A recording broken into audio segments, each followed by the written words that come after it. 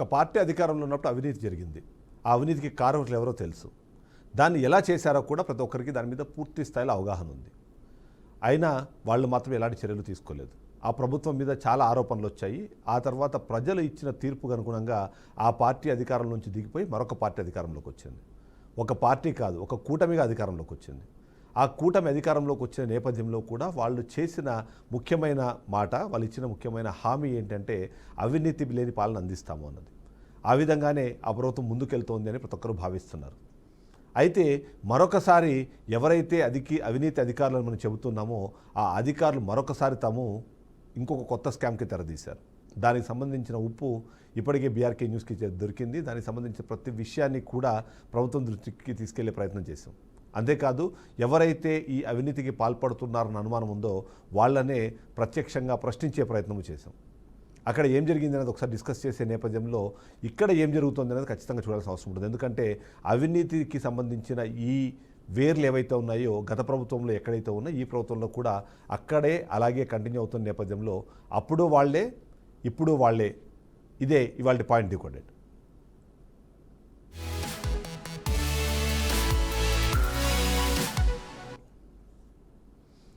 2019 నుంచి 2024 వరకు వైఎస్ఆర్సీపీ అధికారంలో ఉంది. అధికారంలో ఉన్న నేపథ్యంలో ఎన్నో రకాల స్కాములు, ఎన్నో రకాల అవకతవకలు జరిగాయన్నది ఇప్పుడు అధికారంలోకి వచ్చిన పార్టీ గత ఎన్నికల ప్రచారంలో చేసిన ప్రచారం.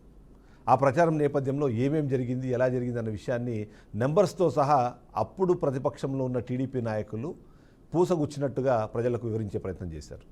ఈ నేపథ్యంలో కొన్ని పేర్లు మాత్రం మనకు రెగ్యులర్గా వినిపిస్తూ వచ్చాయి. అందులో ముఖ్యంగా విద్యుత్ స్కామ్కి సంబంధించిన డిస్కషన్ చేసే నేపథ్యంలో కొన్ని పేర్లు, కొద్దిమంది వ్యక్తులు ఖచ్చితంగా ఈ స్కామ్కి సూత్రధారులు, పాత్రధారులు, ఫైనల్గా వాళ్లే లబ్ధిదారులు అన్నది కూడా తెలిసింది. ఈ నేపథ్యంలోనే గతంలో అధికారంలో లేని నేపథ్యంలో ప్రతిపక్ష నేతలందరూ వాళ్ళ గురించి ప్రతి ఒక్క విషయాన్ని కూడా చెప్పే ప్రయత్నం చేశారు. ఆ తర్వాత ఏమైంది? ప్రభుత్వం మారింది. ప్రభుత్వం మారే నేపథ్యంలో ప్రచార సమయంలోనే, ఎన్నికల సమయంలోనే ఈ అవినీతి అధికారులకు సంబంధించిన భరతం పడతామని, ఆ అవినీతికి సహకరించిన నాయకులను జైల్లో వేస్తామని, దీని ద్వారా లబ్ధి పొందిన ప్రతి ఒక్కరి జేబుల్లోంచి డబ్బులు వాపసు తెస్తామని ఇప్పుడున్న కూటమి ప్రభుత్వం ప్రచార సమయంలోనే చెప్పింది. ఆ తర్వాత అధికారంలోకి వచ్చిన తర్వాత కూడా దాన్ని పునరుద్ఘాటించింది. ఒకసారి ఆ బైట్స్ చూద్దాము. ఆ బైట్స్ చూసిన తర్వాత ఎందుకు అప్పుడు వాళ్ళే ఇప్పుడు వాళ్ళే, అసలు వాళ్ళు ఏం చేస్తున్నారు, వాళ్ళ వెనకాల ఉన్న ఆ శక్తులు ఎవరు, దాని మీద మనం పాయింట్ డీకోడ్ చేసే ప్రయత్నం చేద్దాం. ఒకసారి ఆ బైట్స్ చూద్దాం. కూటమి ప్రభుత్వం అధికారంలోకి వచ్చిన తర్వాత విధ్వంస పాలకుల స్కాముల లెక్క పెడుతున్నాం. ఇన్వెస్టిగేషన్కి ఆర్డర్లు ఇచ్చాం. తప్పకుండా ఒకటే చెప్తున్నా, ఎవరు అవినీతి చేసినా కక్కిచ్చే బాధ్యత ఎన్డీఏ ప్రభుత్వం తీసుకుంటామని మీ అందరికీ విజ్ఞప్తి చేస్తున్నా. అదే మాదిరిగా ఎన్నికల్లో మనల్ని గెలిపించి అవినీతి పాలకుల్ని ప్రజలు తరిమేశారు. అక్రమార్కుల్ని శిక్షించే బాధ్యతలు మనకిచ్చారు. ప్రజా సంపద దోపిడీ చేసిన వారిని, గాడి తప్పిన నాయకుల్ని, అధికారుల్ని ఉపేక్షించే సమస్య లేదు. తప్పు చేసిన వారికి ఆలస్యం కావచ్చేమో గాని శిక్ష తప్పదని మరొకసారి ఈ సందర్భంగా విజ్ఞప్తి చేస్తున్నా. మనం అధికారం చేపట్టి ఏడాది అయింది. ఒక్క అవకాశం నా కోసం అడగట్లా, మీ భవిష్యత్తు కోసం అడుగుతున్నాను, మీ బిడ్డల భవిష్యత్తు కోసం అడుగుతున్నాను. అవినీతి రహిత ప్రభుత్వం, అవినీతి రహిత పాలన ఎలా ఉంటుందని సొంత జేబులో ఉన్న సొంత డబ్బులు ఖర్చు పెట్టేవాళ్ళు ఈ డబ్బులతో ప్రజలకు రాసుకున్నామని ఎంత పదిలంగా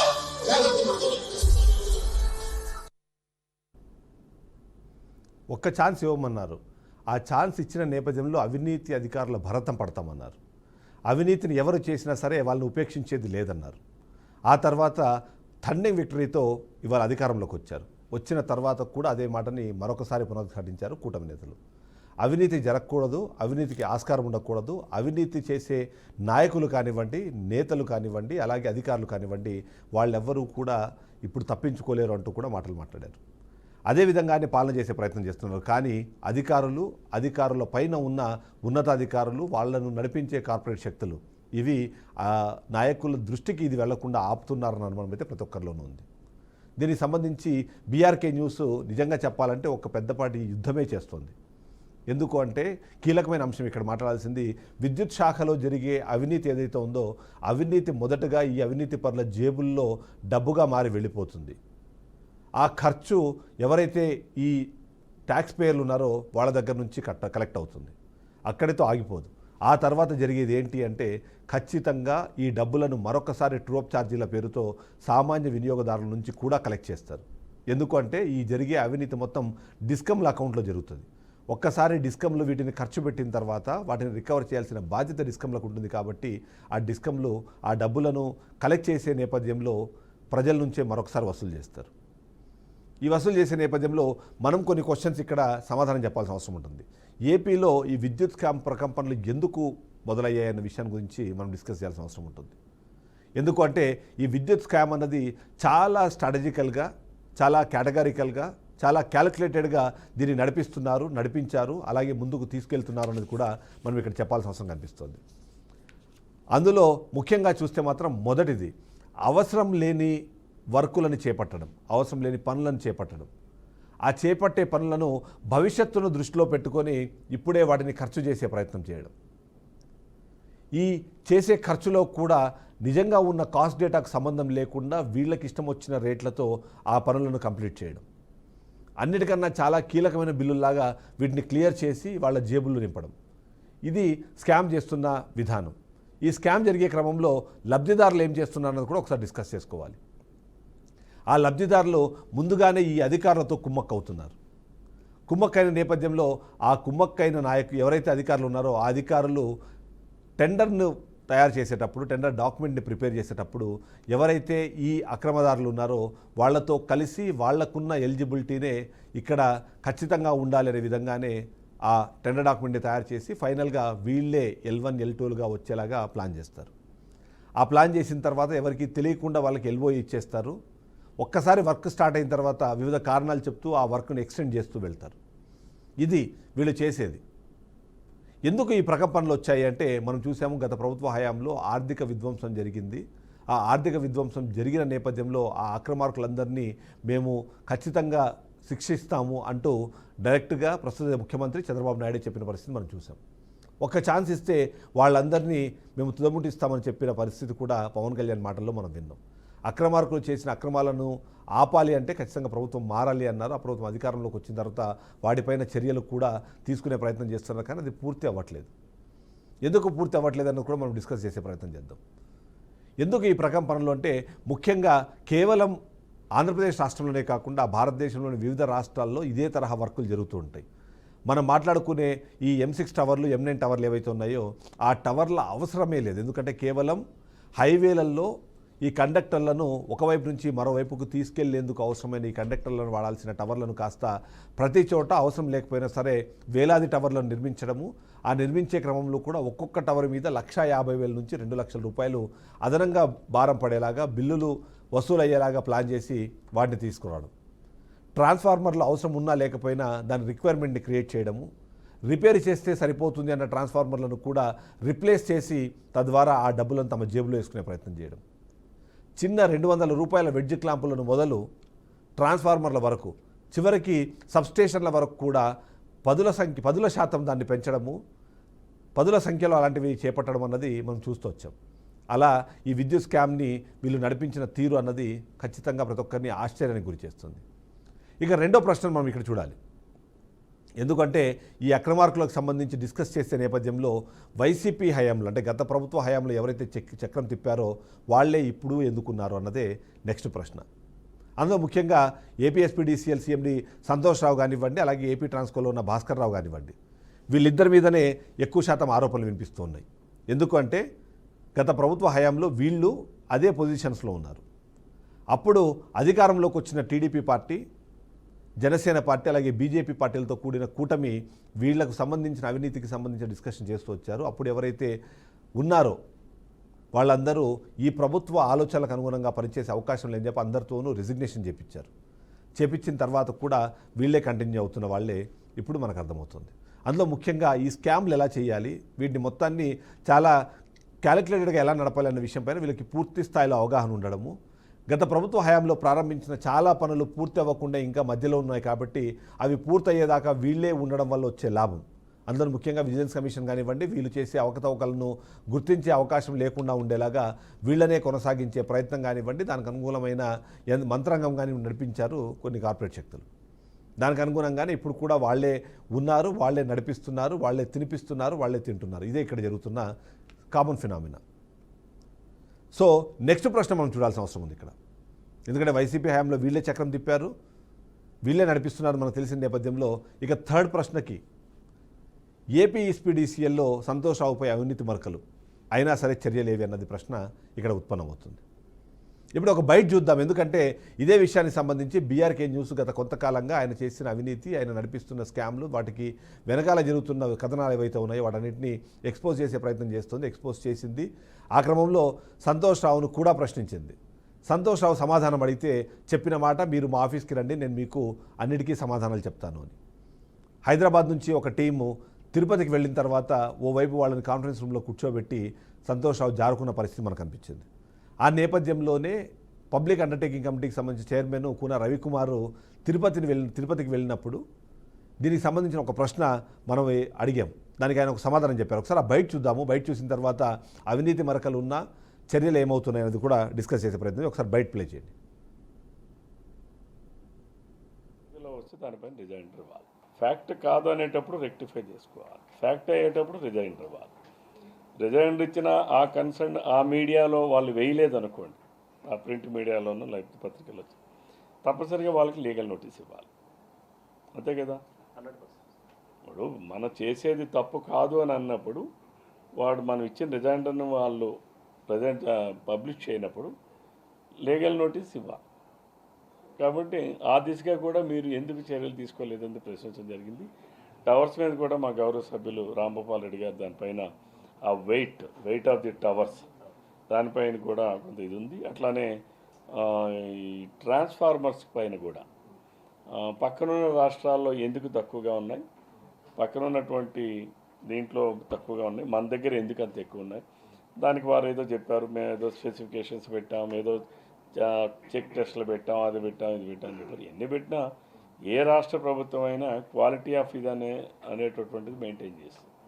అది మెయింటైన్ చేసేటప్పుడు ఈ రాష్ట్రంలోనే ఎందుకు ఎక్కువ ఉన్నాయి, పక్కనున్న రాష్ట్రాలు ఎందుకు తక్కువ ఉన్నాయి, వాటన్నిటి మీద కూడా క్లియర్గా నివేదికలు అన్నీ ఇవ్వమన్నాం. అందుకనే రిగార్డింగ్ ఎస్పీడీసీఎల్ మరొకసారి తప్పనిసరిగా మేము కూర్చుంటాం. ఎందుకంటే దానిపైన ఇంకా లోతైన విశ్లేషణ, లోతైన చర్చ జరగాల్సి. లోతైన విశ్లేషణ జరుగుతుంది. అక్రమార్కులు ఎవరైనా సరే వాళ్ళపైన చర్యలు ఉంటాయంటూ కూన రవికుమార్ చెప్పిన వ్యాఖ్యలు వాటిని మనం చూసాం. కానీ ఇది జరిగి దాదాపుగా 15 రోజులు అవుతుంది, కానీ ఎలాంటి చర్యలు లేని పరిస్థితి మనం చూస్తున్నాం.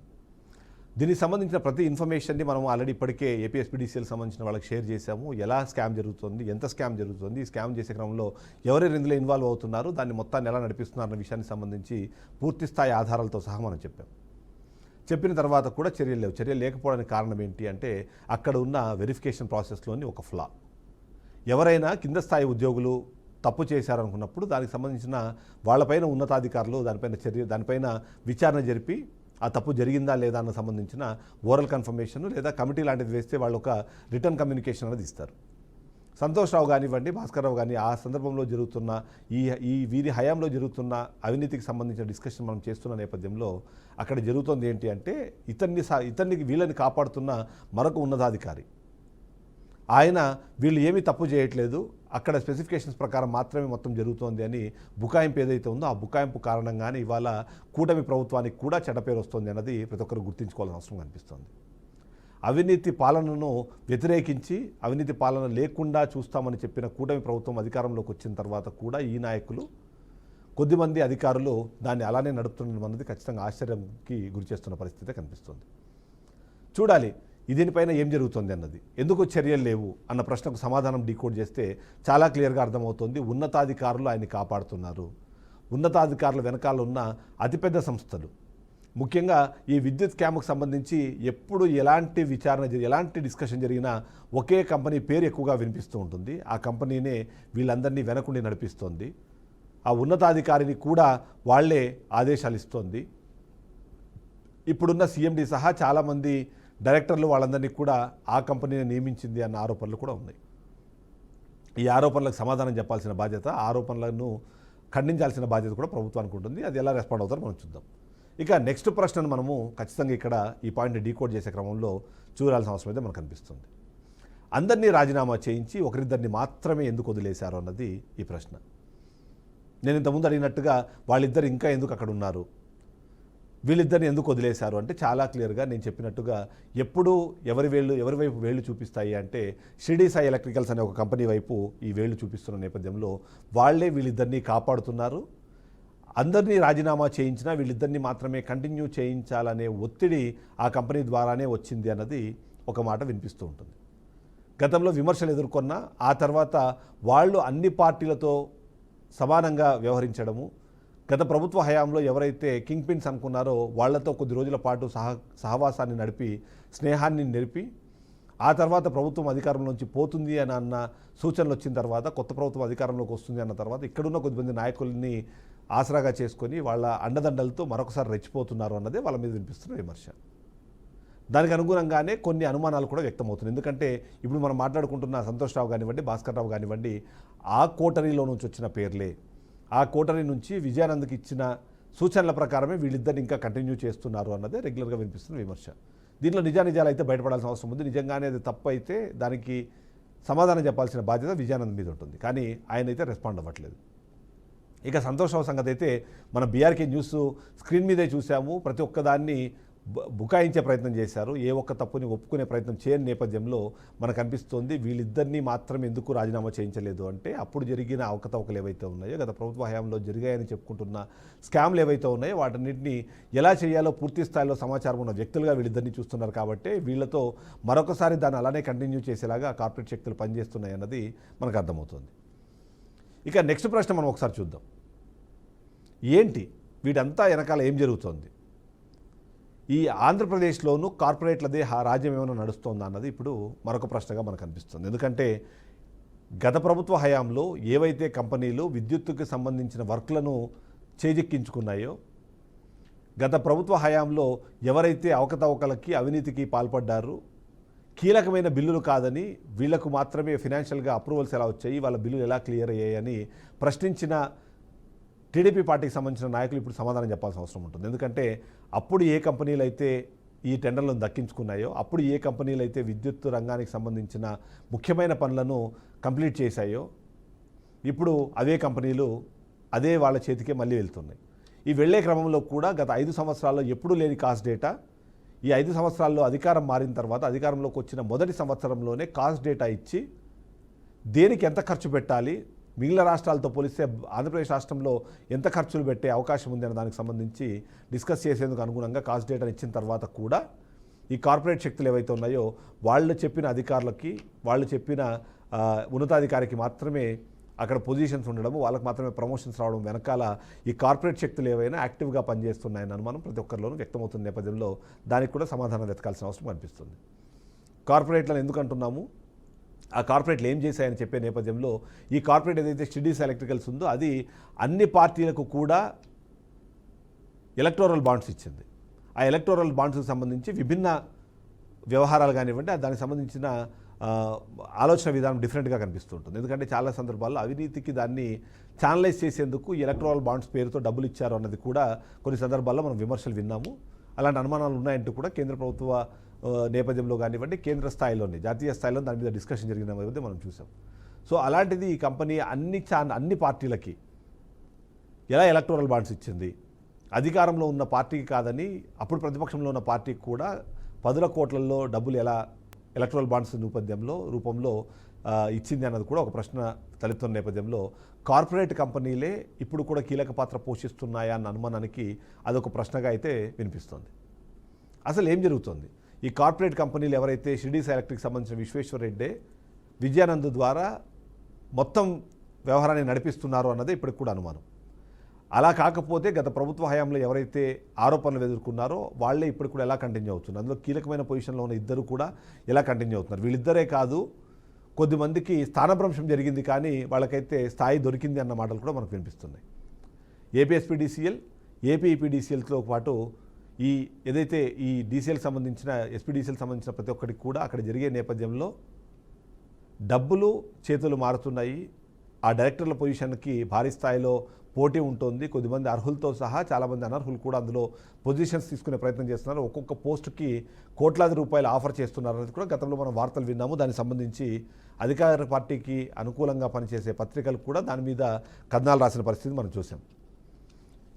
సో ఈ విధంగా చూసినప్పుడు ఈ కార్పొరేట్లే ఈ మొత్తాన్ని నడిపిస్తున్నాయి అన్న దానికి సంబంధించి కొన్ని అనుమానాలు అయితే ప్రతి ఒక్కరిలోనూ ఉంటాయి. దీనికి సమాధానం చెప్పాల్సిన బాధ్యత ఖచ్చితంగా ప్రభుత్వానికి ఉంటుంది. సో ఏం జరుగుతోంది అన్నది కార్పొరేట్ శక్తులు ఆంధ్రప్రదేశ్ రాష్ట్రానికి సంబంధించి అందులో ముఖ్యంగా ఇలాంటి టెండర్లు, అందులోనూ విద్యుత్ శాఖకు సంబంధించిన టెండర్లో ఆ కంపెనీనే హవా నడిపిస్తోంది అన్న అనుమానాల నేపథ్యంలో దానికి సమాధానం వెతకాల్సిన అవసరం ఉంటుంది.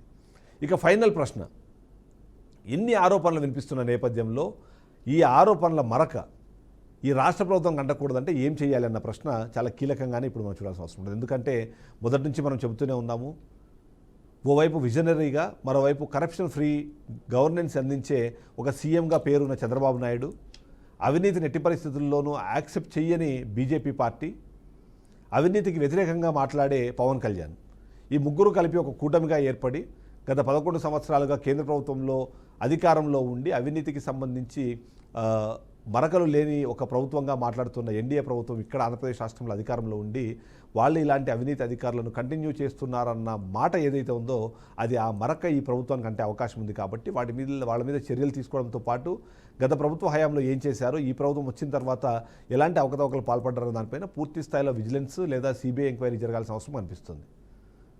అలా చేస్తే వేలాది కోట్ల రూపాయల ప్రజాధనాన్ని సేవ్ చేసిన వాళ్ళు అవుతారు. మరొకసారి ఆ వేలాది కోట్ల రూపాయల భారాన్ని ప్రజల మీద మోపకుండా ఆపే అవకాశాన్ని క్రియేట్ చేస్తారు.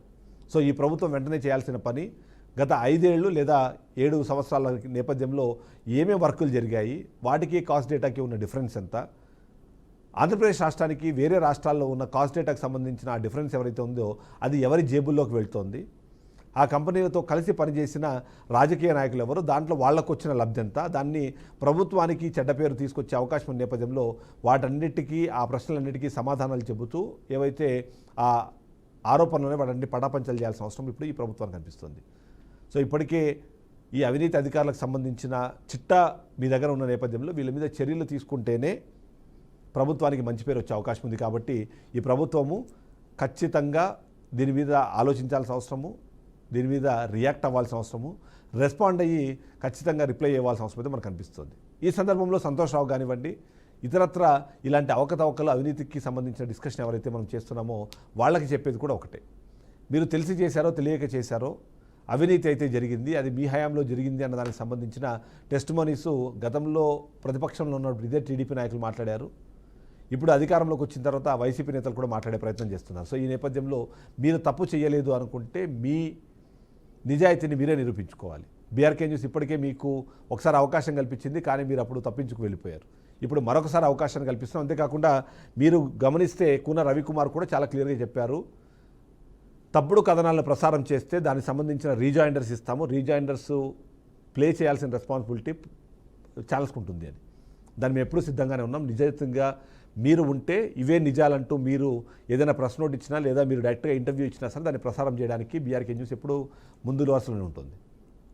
కాబట్టి మీరు అలాంటి తప్పు చేయలేదు అని మీరు భావిస్తే, మీరు చేసిన ప్రతి దాంట్లో నిజాయితీ ఉందని మీరు అనుకుంటే బీఆర్కే న్యూస్ ఆ న్యూస్ని టెలికాస్ట్ చేయడానికి మీరు చెప్పే ప్రతి వర్షన్ని ప్రజల ముందు తీసుకెళ్లాలని సిద్ధంగా ఉంది. కాబట్టి అది చేయాల్సిన అవసరం మీకు ఖచ్చితంగా ఉంది. అది కూడా చేయాలని చెప్పి నేను కోరుకుంటున్నాను. అంతేకాకుండా డిమాండ్ కూడా చేస్తున్నాను.